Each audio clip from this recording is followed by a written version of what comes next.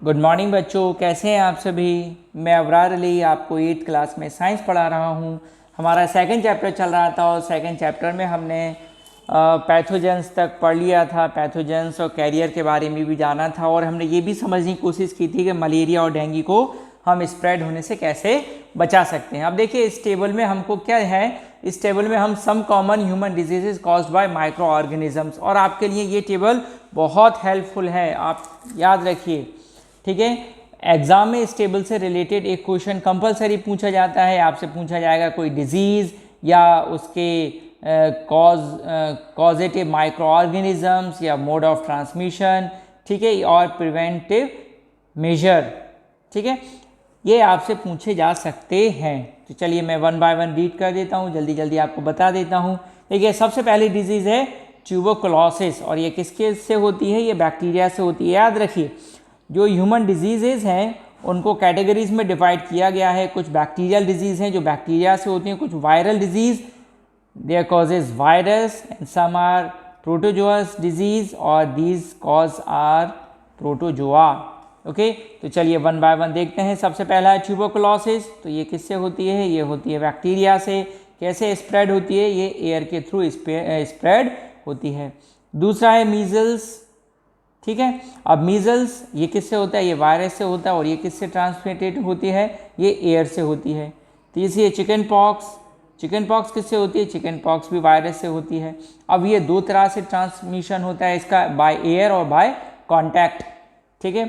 फिर fourth disease है polio, ये किससे होती है, ये वायरस से होती है, और इसका ट्रांसमिशन कैसे होता है, एयर और वाटर। अब हमको जनरली अगर प्रिवेंट करना है तो हमको क्या करना होगा, ये इन सारी डिजीजेस के प्रिवेंटिव मेजर लिखा हुआ है। Keep the patient in complete isolation, जो पेशेंट है उसको हमको आइसोलेट रखना है, अलग कमरे में रखना है। Keep the personal belongings of the patient away from those of the others, उसकी जो पर्सनल थिंग्स हैं उनको भी हमें हेल्दी पर्सन से दूर रखना चाहिए। Vaccination to be given at suitable age, और हमको उस पर्सन को या जो अदर पर्सन बच्चे हैं, छोटे बच्चे हैं, उनको हमको वैक्सीन और वैक्सीनेशन एक प्रॉपर टाइम पीरियड में कराना चाहिए, ठीक है। ये इसका प्रिवेंटिव मेजर है। चलिए फिर है हमारा फिफ्थ डिजीज़, ये है कॉलेरा। अब देखिए कॉलेरा क्या है, कॉलेरा कहाँ लिखा है, ये लिखा हुआ है कॉलेरा, ये फिफ्थ है। तो कॉलेरा किससे होता है, कॉलेरा होता है बैक्टीरिया से, और ये ट्रांसमिटेड कैसे होता है, वाटर से और फूड के थ्रू ट्रांसमिटेड हो जाता है। फिर नेक्स्ट है टाइफाइड, टाइफाइड ये किससे होता है, ये भी बैक्टीरियल डिजीज़ है, और इसका ट्रांसमिशन किससे होता है, वाटर से होता है। अब इससे हम किस तरह बच सकते हैं, तो इसका प्रिवेंटिव मेजर क्या है, ये इसका प्रिवेंशन लिखा हुआ है, प्रिवेंटिव मेजर। जनरली हम क्या कर सकते हैं, मेंटेन पर्सनल हाइजीन, हम अपने आप को साफ़ सुथरा रखें, हाइजीन मीन साफ़ सुथरा, ठीक है। तो हम अपने पर्सनल हाइजीन मेंटेन रखें, अपने आप को साफ़ सुथरा रखें, डेली नहाए धोएं, ठीक है, और ब्रश करें, और जो पानी है उसको भी साफ़ सुथरा पिएं। एंड गुड सैनिटरी हैबिट्स, और अपनी साफ़ सफाई का भी ध्यान रखना है हमको। कंज्यूम प्रॉपरली कुक्ड फूड, और हमको अच्छी तरह से पका हुआ खाना खाना चाहिए। एंड बॉइल्ड ड्रिंकिंग वाटर, और गर्म पानी पीजिए, आप आरओ वाटर का भी यूज़ कर सकते हैं। और वैक्सीनेशन, और इससे बचने के लिए हमको क्या करना चाहिए, वैक्सीन का यूज़ करना चाहिए। और याद रखिए वैक्सीन का एक पर्टिकुलर टाइम होता है, वैक्सीन के लिए हम उस पर्टिकुलर टाइम पीरियड पर ही वैक्सीनेट होते हैं। फिर इसके बाद में नेक्स्ट आ जाते हैं हम, नेक्स्ट क्या लिखा हुआ है, नेक्स्ट है हेपेटाइटिस ए, ठीक है। अब ये हेपेटाइटिस ए क्या है, ये वायरल डिजीज़ है, और ये कैसे ट्रांसमिट होता है, ये वाटर के थ्रू ट्रांसमिट होता है। इसका प्रिवेंटिव मेजर क्या है, इससे हम कैसे बच सकते हैं, तो drinking boiled water, drinking water, हमको गर्म किया हुआ पानी पीना चाहिए। एंड वैक्सीनेशन, वैक्सीनेशन के थ्रू हम बच सकते हैं। और लास्ट है malaria.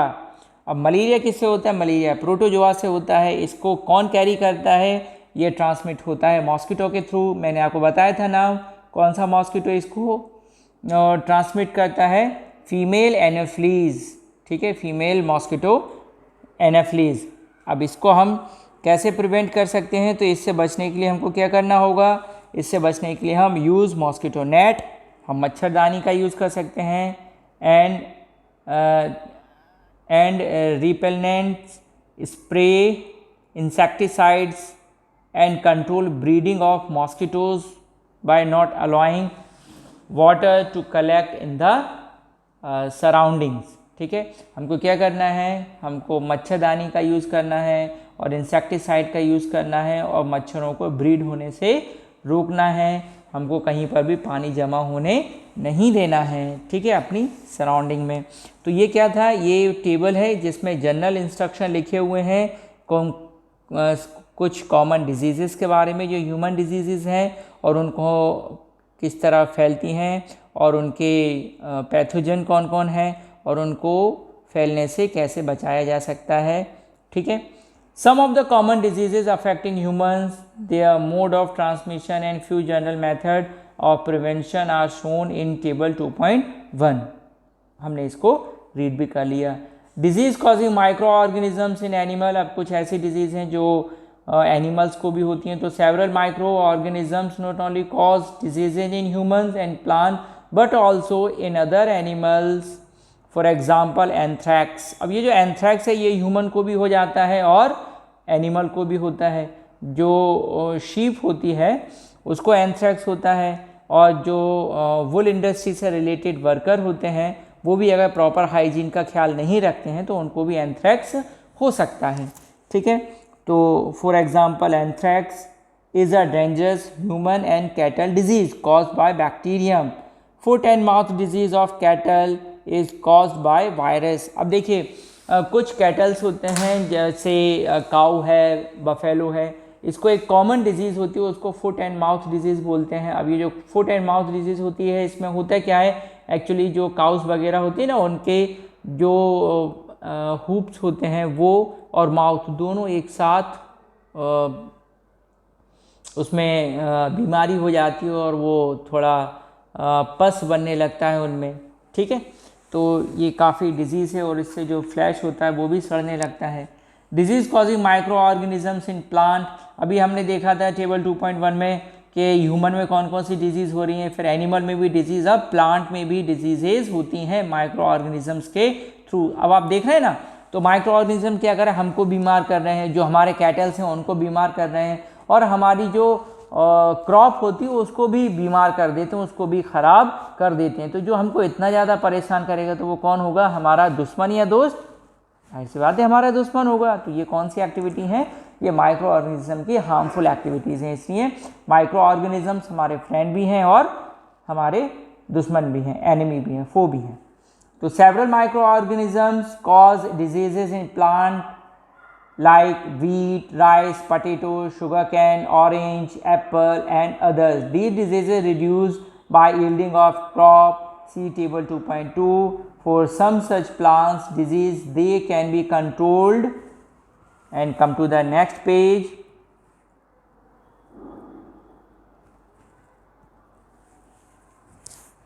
Controlled by the use of certain chemical which kills microbes. तो अब प्लांट्स को डिजीज़ से बचाने के लिए हम किसका यूज़ करते हैं? कुछ केमिकल्स का यूज़ करते हैं। ठीक है, और वो क्या करते हैं? वो उन माइक्रोब्स को मार देते हैं, किल कर देते हैं। अब देखिए टेबल 2.2 में आप देख रहे हैं, ये सबसे पहली डिजीज़ है, ये है citrus canker. Citrus, actually citrus जो लेमन होता है उसका बॉटनिकल नेम है, साइंटिफिक नेम है सिट्रस। तो ये जो डिजीज़ है ये पूरे सिट्रस फैमिली को होती है, not only lemon, lemon, sweet lemon और ऑरेंज, इनमें सब में ये बीमारी हो सकती है। और किसके थ्रू होती है? Micro organisms. नाम क्या है उसका? बैक्टीरिया। ट्रांसमिशन कैसे होता है? By air. Rust of wheat, जो गेहूँ होता है, गेहूँ में आपने जो गेहूँ की बालियाँ, ईयर्स देखे होंगे, उसमें क्या होता है? उसमें सीड की जगह रस्ट निकलती है, ठीक है, ब्लैक सब्सटेंस निकलता है। और ये किसके थ्रू होता है? ये फंगस के थ्रू होता है। कैसे ट्रांसमिट होता है? By air and seeds. फिर है येलो वेन मोज़ेक ऑफ भिंडी, ओकरा, किसके थ्रू होता है? ये वायरस के थ्रू होता है। और इसका ट्रांसमिशन कौन करता है? इंसेक्ट करता है। फिर है फूड पॉइजनिंग। अब फूड पॉइजनिंग क्या होता है? जनरली आपने सुना होगा कभी कभी हम खाना खाते हैं और सो जाते हैं, या किसी के यहाँ से खाना खा के आए फिर हमको उल्टियाँ होने लगती हैं, ऐसा कुछ होता है, पेट में दर्द होता है, बहुत सीवियर पेन होता है, फिर उल्टी तो कॉमन है इस फूड पॉइजनिंग में, ठीक है। तो ऐसा क्यों होता है, ये भी माइक्रोब्स के थ्रू होता है, जो स्टिल फूड होता है या बासा खाना होता है उसके खाने से भी ये हो जाता है। तो Bhujo was invited by his friend to a party. अब देखिए भूजो भी कहाँ जा रही है, अपने फ्रेंड की पार्टी में जा रही है। And he at a variety of food stuff, ठीक है। तो जो भूजो है वो बहुत सारा खाना खा लेता है। On reaching home he started vomiting, मैंने आपको बताया ना, तो जो फूड पॉइजनिंग है इसका कॉमन सिम्टम्स क्या है, वोमिटिंग। आप कहीं से खाना खा के और आपको उल्टी हो जाए, समझ लीजिए जनरली ये फूड पॉइजनिंग के सिम्टम्स हैं, ठीक है। लेकिन ये ज़रूरी नहीं कि जब भी आपको उल्टी हो रही है या वोमिटिंग हो रही है तो आपको फूड पॉइजनिंग ही हुआ है, कुछ और भी रीज़न हो सकता है, ठीक है। तो vomiting and had to be taken to a hospital, और फिर उसको हॉस्पिटल जाना पड़ता है। तो the doctor said that this condition could be due to food poisoning. Doctor ने बताया कि ये फूड पॉइजनिंग की वजह से हुआ है। पहली wonder how food can become a poison. अब पहली जो है भूजो की फ्रेंड है, ये काफ़ी कंफ्यूज है, ये सोच रही है कि ये जो खाना था वो पॉइजन कैसे बन गया, जहर कैसे बन गया, विष। तो food poisoning could be due to the consumption of food spoiled by some micro organisms. अब फूड पॉइजनिंग क्या है, एक्चुअली जो फूड होता है वो माइक्रो ऑर्गेनिजम्स उसको स्पॉइल कर देते हैं, ख़राब कर देते हैं। फिर ऐसा ख़राब खाना जब हम खाते हैं तो उसको हम फूड पॉइजनिंग कहते हैं। Microorganism that grow on our food sometimes produce toxic substances, को जहरीली चीज़ें बना लेते हैं। These make the food poisonous causing serious illness and even death. So it is very important that we prevent or preserve food to prevent from being spoiled. उनको खाने को हमको स्पॉइल होने से, ख़राब होने से बचाना चाहिए। अब फूड प्रिजर्वेशन तो हम कैसे बचा सकते हैं। In chapter 1 we have learn about the method use to prevent and store food grain. How do we prevent cooked food at home. अब हम घर पे कैसे पके हुए खाने को बचा सकते हैं। You know that bread left unused under moist condition is attacked by fungus. अगर उसको खुला रख दें तो उसके ऊपर फंगस अटैक करती है। Microorganism spoil our food. Spoiled food emits bad smell and has a bad taste and change color. Is spoiling of food a chemical reaction? अब आपने देखा होगा अगर कभी आप ब्रेड को अलग जगह पे रख दीजिए, खाली जगह पे रख दीजिए, मॉइस्ट जगह पे रख दीजिए, तो क्या होगा, वो उसका कलर चेंज हो जाता है, उसमें स्मेल आने लगती है, ठीक है, और वो ख़राब होने लग जाती है, ठीक है। तो पहली bought some mangoes but she could not eat them for a few days. Later she found that they were spoiled and rotten, but she knows that the mangoes pickle her grandmother makes does not spoil for a long time. She is confused. आपने भी देखा होगा आपकी दादी माँ, नानी, mother घर पे अचार बनाते होंगे, ठीक है, जो होममेड होता है। उसने क्या किया, उसने बाज़ार से कुछ आम खरीदे, रख दिए, 3-4 दिन में वो सड़ गए। जबकि जो घर में अचार बनता है वो सालों बरसों नहीं सड़ता, महीनों रखा रहता है, कई साल रखा रहता है, ठीक है, वो नहीं सड़ता। तो क्यों नहीं सड़ता, इसको हम समझते हैं। चलिए come to the next page, page number 26। Let us study the common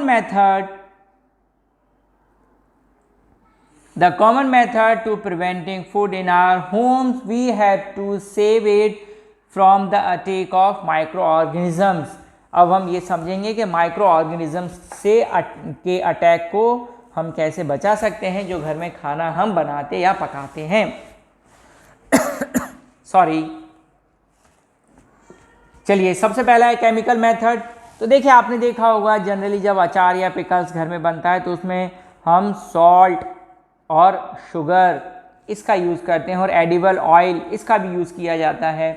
ये कॉमन केमिकल्स हैं जिनसे हम फूड को लॉन्ग टाइम तक प्रिवेंट कर सकते हैं, ठीक है। अब एक क्वेश्चन आएगा प्रिजर्वेटिव्स, तो याद रखिए ऐसे केमिकल्स और ऐसे सब्सटेंस जो फूड को लॉन्ग टाइम तक सड़ने से बचा के रखते हैं उनको हम प्रिजर्वेटिव्स कहते हैं। तो salt and edible oils are common chemicals generally used to check the growth of micro organisms, therefore they are called preservatives.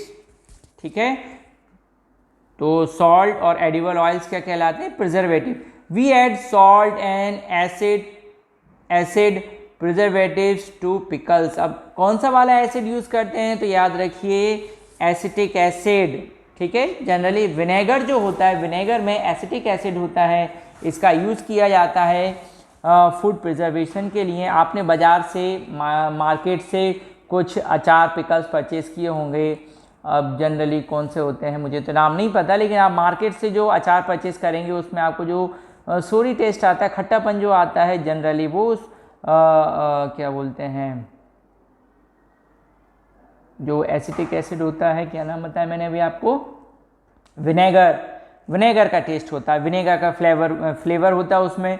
तो we add salt and acid preservative to pickles to prevent the attack of microbes. इसकी जगह और क्या क्या use कर सकते हैं? Sodium benzoate, याद रखिए नाम, sodium benzoate and sodium metabisulphite, ये लिखा हुआ है, दिख रहा है आपको? Sodium benzoate and sodium metabisulphite. ठीक है, ये कुछ केमिकल्स हैं जो मार्केट में इजीली अवेलेबल हैं, इनका यूज़ किया जाता है प्रिजर्वेशन के लिए। तो sodium benzoate and sodium metabisulphite are common preservative. These are also used in jam and squash to check their spoilage, उनको खराब होने से बचाते हैं। फिर है प्रिवेंशन बाय कॉमन सॉल्ट, नमक से भी हम प्रिवेंशन कर सकते हैं। तो common salt has been used to preserve meat and fish for ages. हम नमक का यूज़ करके मीट को और फिश को बरसों तक, महीनों तक और कई साल तक उसको बचा के रख सकते हैं। तो meat and fish are covered with dry salt to check the growth of bacteria. Salting is also use to prevent amla, raw mangoes and tamarind ETC। हम नमक का यूज़ करके आंवला को, कैरी को और इमली को भी बचा के रख सकते हैं। प्रिवेंशन बाय शुगर, शुगर का भी यूज़ किया जाता है ये प्रिजर्वेटिव्स के फॉर्म में। तो jams, jellies and squash are preserve by sugar. Sugar reduce the moisture content which inhibits the growth of bacteria which spoil food। तो जो शुगर होती है वो ऐसे बैक्टीरियाज को ख़त्म कर देती है जो इन चीज़ों को, जैम्स को, जेलीज को, इसको ख़राब कर सकते हैं। Prevention by oil and vinegar. ठीक है, तो use of oil and vinegar prevents spoilage of pickles because bacteria can not live in such an environment. Vegetables, fruits, fish and meats are ओफनली preserve by this method. Heat and cold treatment, अब हम उसको गर्म करके या ठंडा करके भी प्रिजर्व कर सकते हैं। तो you must have observe your mother boiling milk before it is stored और यूज। आपने देखा होगा घर पे हम दूध को गर्म कर लेते हैं, आपकी मदर जनरली ये टास्क कंप्लीट करती हैं। टास्क है बेटा, टास्क मैंने क्यों बोला? क्योंकि एक चैलेंज है, डेली दूध आएगा और उसको गर्म करना है, अगर नहीं करेंगे तो वो स्पॉइल्ड हो जाएगा, फट जाएगा, सोरी मिल्क हो जाएगा। ठीक है, तो उसको सोरी मिल्क होने से बचाने के लिए, उसको फटने से बचाने के लिए क्या करते हैं आपकी मदर के लिए एक डेली चैलेंज है उसको गर्म करके रखना। ठीक है, तो आपकी मदर कितना इंपॉर्टेंट वर्क कंप्लीट करती हैं, जॉब कंप्लीट करती हैं। ठीक है, तो दूध को गर्म करते हैं। क्यों गर्म करते हैं? गर्म करने से जो माइक्रो ऑर्गेनिजम्स होते हैं, माइक्रोब्स होते हैं, वो उसमें ग्रोथ नहीं कर पाते और वो खत्म हो जाते हैं। Boiling kills many microorganisms. Similarly, we keep our food in the refrigerator. हम कुछ खाने को, जो हमारे एडिबल आइटम्स होते हैं, उसको रेफ्रिजरेटर में रख देते हैं, इससे भी बच जाते हैं। किससे बच जाते हैं? माइक्रो ऑर्गेनिजम्स के अटैक से। Low temperature inhibits the growth of microbes, और वो भी उसके ग्रोथ को रोक देता है। Why does the milk that comes in a packet not spoil? My mother told me that the milk is pasteurized.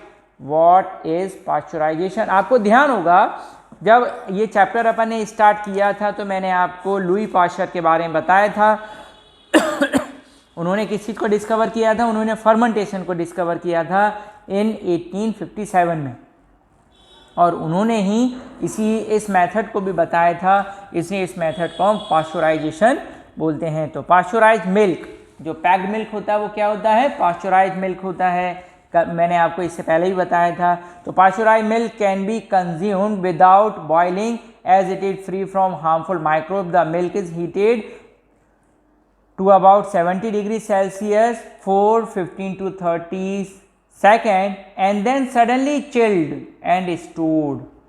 पहले उसको 15 से 30 सेकंड तक 70 डिग्री सेल्सियस तक गर्म करते हैं, फिर सडनली एकदम से उसको चिल्ड कर देते हैं, ठंडा कर देते हैं। इससे क्या होता है? जो माइक्रोब्स होते हैं उनकी डेथ हो जाती है। By doing so they prevent the growth of the microbes. This process is discovered by the Louis Pasteur. It is called pasteurization. Storage and packaging. These days dry fruits and even vegetables are sold in sealed airtight packages or packets to prevent the attack of microbes। आजकल आपने देखा होगा, जैसे आप chips purchase करके लेकर आते हैं तो उसमें क्या होता है? उसमें कुछ भरी होती है गैस। अब वो गैस कौन सी होती है? वो नाइट्रोजन गैस होती है, और ये जो नाइट्रोजन गैस होती है ये उसको प्रिवेंट रखती है फॉर लॉन्ग टाइम। ठीक है, उस पर टाइम पीरियड भी लिखा होता है, best before 6 month of time of packaging. 6 month से पहले अगर आप उसका यूज़ कर लेते हैं तो वो अच्छा है, बेस्ट है। ठीक है, तो ये देखिए 6 महीने भी बहुत होते हैं, कभी कभी कुछ चीज़ें साल भर तक बनी रहती हैं। ठीक है, तो ये सारी चीज़ें जब भी आप कोई पैक्ड मटेरियल परचेज करते हैं तो उसका डेट और टाइम देखना बहुत ज़रूरी है खाने वाली चीज़ों के लिए, क्योंकि 6 मंथ या 12 मंथ से ज़्यादा हो जाते हैं तो फिर वो स्पॉइल हो सकता है। ठीक है, चलिए फिर है नाइट्रोजन फिक्सेशन। अब देखिए ये बहुत इंपॉर्टेंट पार्ट है नाइट्रोजन फिक्सेशन। इसको हम नेक्स्ट वीडियो लेक्चर में समझने की कोशिश करेंगे, जो हमारा लास्ट वीडियो लेक्चर होगा। उसके बाद हम चैप्टर 1 और चैप्टर 2 के एक्सरसाइज को कंप्लीट करेंगे। आज इतना ही रखते हैं। Till then good bye.